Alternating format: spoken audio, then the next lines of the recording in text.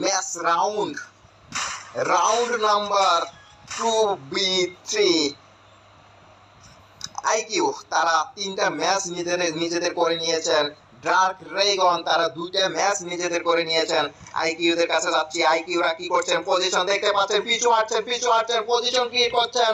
না, সামনের দিকে এগোনোটা ঠিক হবে না, তোমরা এদিক থেকে চোখ রাখো, আমি ওদিকে তাকাচ্ছি। তিনি হয়তো এটাই বলছেন। হ্যাঁ, সবাই একসাথে আছে দেখতে পাচ্ছেন। অ্যাটাক করে দিয়েছেন ডার্ক ড্রাগন। একটা ম্যান নক হয়ে গেছেন, পোস্ট নক করে দিয়েছেন। 3টা ম্যান নক হয়ে পড়ে আছেন।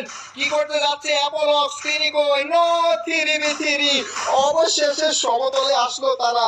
নিজেদের জানান দিচ্ছেন, শক্তিশালী হিসেবে জানান দিচ্ছেন।